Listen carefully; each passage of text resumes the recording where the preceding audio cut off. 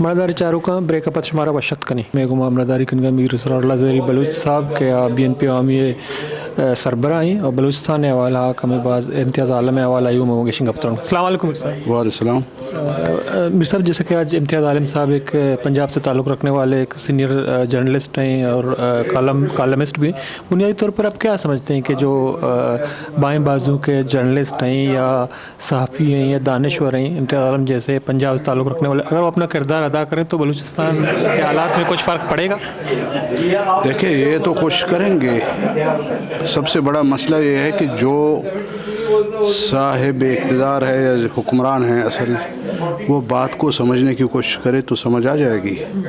अगर इस तरीके से कोई भी बीच में पड़ेगा, बात करेगा, अगर उनको समझना ही नहीं है तो फिर कहाँ से मसला हल होगा? नहीं होगा। अच्छा, वैसे बलूचिस्तान की अगर हम बात करें, वक्तन फ़वक्तन आपसे इंटरव्यूज़ होती है, बात होती है, तो बुनियादी तौर पर आपने इलेक्शन से पहले भी खदशे का इज़हार किया कि ऐसे इलेक्शन होंगे, मुझ समेत सबको इतराज़ होगा और इलेक्शन जो है उस तरीके से नहीं होगी जिससे आवाम मुतमईन हो, लोग मुतमईन हैं। तो 8 फरवरी 2024 के बाद जो हुकूमत बनी, तो आप समझते हैं कि ये बलूचिस्तान के बलूच आवाम के नुमाइंदा हुकूमत है? देखिए, बलूचिस्तान के मजमूई तौर पर बलोच लोग जितने भी हैं वो मेरे ख्याल में इन चीज़ों से लाताल्लुक़ हो गए हैं। इवन पॉलिटिकल वर्कर जितने भी हैं, पॉलिटिकल सोच रखने वाले जितने लोग हैं, वो इन तमाम मामलों से लाताल्लुक़ हो गए हैं कि इलेक्शन होगा,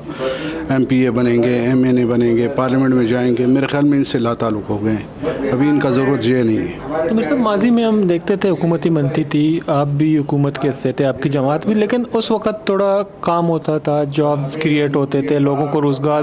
मिलता था, इंसर्जेंसी थी, लेकिन इतनी मायूसी और हालात ख़राब नहीं थी। तो क्या वजह है कि आज के हालात और 2008 या 2013 से पहले काफ़ी डिफरेंट हैं? क्या हुकूमतों की नाकामी है या पॉलिसी जो ऊपर से बन रहे हैं, जैसे ना तरक्याती काम होता है, करप्शन पहले भी होता था लेकिन कुछ % काम होता था, बिल्कुल ज़ीरो पे आ गया है? देखिए, ये जितने भी मसाइल हैं या जो प्रॉब्लम्स हैं, वो प्रॉब्लम पैदा करने वालों को ख़ुद पता है कि प्रॉब्लम कहाँ हैं, क्यों हैं, किसकी वजह से है, उनको सबको पता है। अगर वो चाहते मामलात को हल करना, मेरे ख़्याल में बातचीत के ज़रिए मामलात हल हो जाते हैं और आखिरकार बातचीत के ज़रिए मामलात हल होंगे। तो जब तक ये नहीं करेंगे उस वक्त तक मेरे ख़्याल में बलूचिस्तान के लोग पहले 40%, अभी तो 90% बिल्कुल लाताल्लुक़ हो गए। अब जो हम देखते हैं कि ख़वातीन की एक बड़ी तादाद जो है वो निकली हुई है, मिसिंग पर्सनस के नाम ने प्रोटेस्ट करते हैं, बड़े लॉन्ग मार्च करते हैं, तो ख़वातीन जो है उनको मांग देते हैं इस्टेब्लिशमेंट के सामने, इदारों के सामने वो खड़े होकर जो अपनी मौक़िफ़ देते। तो बुनियादी तौर पर ये किस हद तक ख़तरनाक है रियासत के लिए, हुकूमत के लिए? देखिए, ये मुल्क के लिए तो बहुत ख़तरनाक है, अगर कोई समझे या ना समझे। मेरे ख्याल में कुछ लोग जो अपने इक़्तिदार के लिए वहाँ बैठे हुए हैं, बुज़ुर्गों को यही समझाने की कोशिश करते हैं कि हम हैं ना, वो इसलिए अपना शो कर रहे हैं कि ताकि अगर वो हैं तो बलूचिस्तान में कोई कुछ नहीं होगा। लेकिन अगर गौर से देखा जाए और सर्वे किया जाए, नहीं तो एक डमी सा रेफरेंडम कराया जाए, फिर पता लगेगा कि मुल्क के हवाले से कितने लोग दिलचस्पी लेते हैं, इंटरेस्ट लेते हैं या नहीं लेते हैं, फिर पता चल जाएगा। तो मतलब एक आप हमेशा जो है कहते हैं कि यहाँ कानून की बालादस्ती हो, आइन पे अमल किया जाए, लेकिन ऐसे आसार नज़र नहीं आ रहे। अगर आइन पे अमल दरामद करने की कोशिश की जाए या कानून की बालादस्ती को तस्लीम किया जाए, तो ये रियासत, ये सूबे या जो है बलूच हो या दूसरे मकूम अवाम में, वो चल सकते हैं रियासत के साथ? देखो, तमाम मसाइल का हल भी यही है, आइन पे और कानून पे बिल्कुल अमल दरामद किया जाए और उस पे मेरे ख्याल में उसको तस्लीम किया जाए, तो पाकिस्तान के तमाम मामलात हल हो जाएंगे और पाकिस्तान के हर सूबे के मामलात हल हो जाएंगे और मामलात बिल्कुल बेहतरी की तरफ जाएंगे। और हमें यकीन है कि आइन और कानून पे कोई अमल दरामद कोई नहीं करेगा, न पॉलिटिशियन करेगा, न ब्यूरोक्रेट करेगा, न दूसरे लोग करेंगे। तो हमेशा आप देखते हो कि आइन और कानून की कितनी वायलेशन होती है।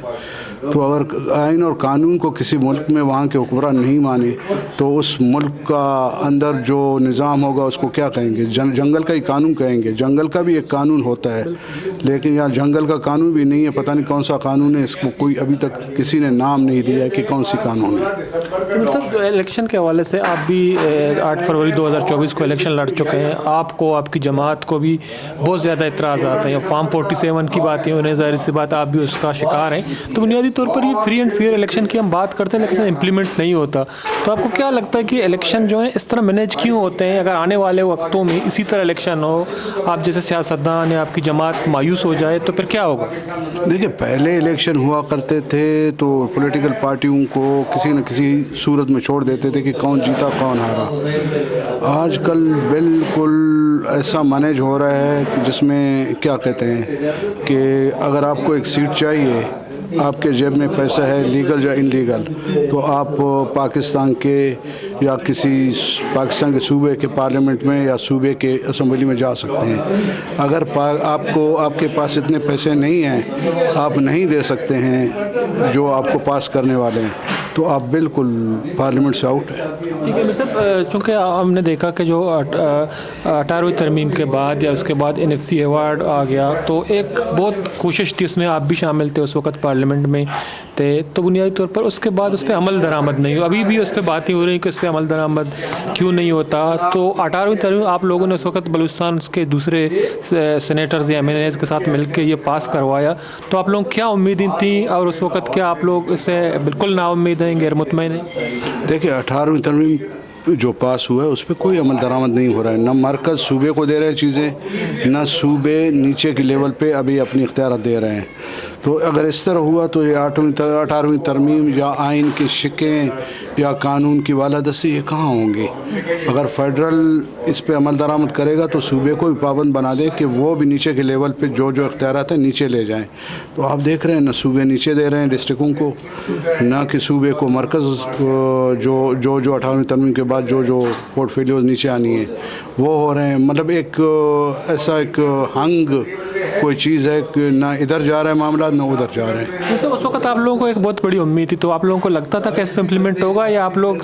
ایک ایفرٹ تو کی تو آپ کو یہ امید تھی کہ اس پہ نہیں ہوگا؟ اس وقت کیا تاثرات تھے آپ لوگوں کو؟ دیکھیں ہمارا تو ایمان یہی تھا کہ آئین پاکستان پہ عمل درآمد ہوگا اور سب اس کا احترام کریں گے، سب اس کو مانیں گے۔ ابھی ہم دیکھ رہے ہیں کہ آئین اور قانون کا یہاں کوئی احترام نہیں ہے، جس کے پاس اختیارات ہوتے ہیں وہ اپنے اختیارات کو مس یوز کر کے اپنے مرضی کے اختیارات کو استعمال کرتے ہیں، لیکن آئین اور قانون کے مطابق کوئی کچھ نہیں کر رہے ہیں۔ ٹھیک ہے میر صاحب، بعض منت واری منظر چارکہ میر رسال اللہ زہری بلوچ صاحب BNP عوامی مرکزی ریل گپ پتران کنگا چونکہ ماں بلوچستانی صورتحال سر گپ پتران کنی وہ دیکھے معاملات سر گپ پتران کنی ماں دینترا مہمان ساڑی آنگوشن گپ پتران بھی منظر چارکہ چونکہ گپ پتران بو گئیں امتیاز عالم صاحب کے مروچی احمد صاحب یہ شرپا ایک شام کو تھا تو سینئر صحافی تجزیہ کار نور سائز تمبرداری کن گئے آئی اگوں بلوچستان صورت حال سراؤ یک سوال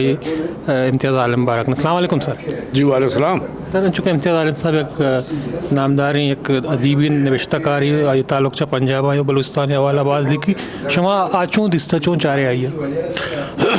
مسئلہ یہ شین کہ امتیاز عالم یہ وحدہ یا یہ عہدہ نو یک مرد میں پشکبتا کیا محکوم مردمانی بارہ ہوا اور اما کے زورا کی یعنی شکار آوانی بارہ ہوا آواز چست کرتے ہیں اور پنجاب اتا دیکھے چوشی نو توار پش نکبتا ایک ترقی پسند روشن خیال مرد میں اور بلوچستان باروا کستے شروع چھے یعنی یہ کئی پالیسی ہے اور ہر وقت آئی آواز چیز کرتا بلوچستان مسئلہ نہ دیما برتا اور منی خیالہ کستے ایو کا بلوچستان نہ بلکہ دیگه بھی صوبہانی ہم محکوم مردمانی اور پنجاب میں نامہ یک برج پہلے یک ہما کردارہ کنگا ہیں اور کستے سیاست تامستے بلے آئی اصل کستے ہما چیز کے ہستے ایک مزید دانشورے اور ترقی پسندے کالم نگارے اور وطی آئی کالم ہم کہتے ہیں मर्दमानी हकीकी मसला हानि सराइब और मनी खरा से आबाज ये अहदे में मजने नामदारी और शर्र मर्द भी सही साथी बाज़ वक्त नजूरी एक सवाल था बलूचिस्तान सरकार है और बलूचिस्तान हालात ने वाला करें चूँकि अखने कि बलूचिस्तान सख्त हुकूमत सख्त पॉलिसियाँ और दोमिनी होगा बलूचिस्तान इंसर्जेंसी या तहरीक चूँकि ये वदा मगंदे मजने पैमाने जालबुल देमा तो शुमच्ची सर पर बे के जालबुल ने मजने के साथ देमा आग तो बलूचिस्तान कुछ हम नहीं मगा बरगाएं चेवड़े कतरात पैदा हुआ रियासत वास्ता हुकूमत वास्ता असला ये कि नु जोरा की हमें का ज़्यादा बूता कि नु जालबुल मातगा मैदाना पेड़ा आतगा और ये नु जोहद था जोहद ये मरहला था ये जालबुल और मर्देनग या मर्दानी या नरीनगानी या फ़र्क ख़त्म होता और कस्ते हम कोपग और यक जगह और ख़ास तौर पर मैं नोकी नस्ल के आता बाज़ डिफरेंट अच पेसरे मर्दमा आवा ये सियासत रिजेक्ट करता और ये गो डेहा बिल्कुल ला ताल्लुका और यक मजने यानी पैमाने ज़रा वो तो जोहदा कन गए और एक मजने तब्दीली है कि वानिश्ते मर्दों चाहे जनिक बिमा चाहे बचक बिमा वानिश्ते मर्दों उन तक डॉक्टर शामिल हैं उन तक इंजीनियर शामिल हैं नू ये कस्ते जोहदा शामिल हैं और ज़ाहिर है कि इसी पवाशवागुश की स्टेट आई वास्ता अंगा नगतरे हालत पैदा है माँ और हमारे स्टेट मसला अहम कोई चीज़ गोशदारगा और कोई मसला हल करने को वास्ता तैयार नहीं तो ज़ाहिर है कि इसी गुड़ा यक मजने नतीजे दर के हर चिकी भी हम इशिया वज़गाए इश्तिहारात बंदिश मीडिया सर पाबंदी मुख्तलिफ एक टारक तो शमची सर पर ये मीडिया वास्ते जो नुकसान दे आया बलूचिस्तान हालत तनाजुरा मीडिया कैसे बंदिश शिकार है आओ जी हंचे हालत मीडिया है और चशी नगे की हालत पेसरा नबूता हंच के मरकज़ आवा सारी दुकानों नरदा पलाई तो तरमीम करता और दिगे एक टेयार तगिश और नून दिगा हमा सोशल मीडिया वास्ता 2 इदारे जोड़ कर तगिश अगर ये हमा नाफिज बिमा या इम्प्लीमेंट बिमा कुड़ा हिच वड़े आज़ाद है मीडिया पश्त न कभी ठीक है ना और हमा मीडिया पश्त कभी हमा सरकारी बयान बिदा और खबर बिदा और यानी यह कंचे सेंसरशिप भी अंचुक शमाली कोरिया है अंचुक रशिया है या चीन है बड़ा पाकिस्तान भी हमा वांगो यक्की भी और कस्ते ये बिल्कुल हमा आईन खिलाफ वर्जी बुनियादी हक्कानी खिलाफ वर्जी और ए पे में पाबंदी ये पे में जबर और ये गैर एलानिया सेंसरशिप कैसे ये कोई शर्री चीज़ें नहीं एक बात मैंने तो आ रही साजिद साहब मर्दार चारू का सीनियर साहब ही तजिया करा और साजिद साहब का पुत्रान का मर्दार चारू का तो अद्भुत मंडी ब्रेक है ब्रेक का पश्चिम बता साड़ी भी केशी का पुत्रान का नहीं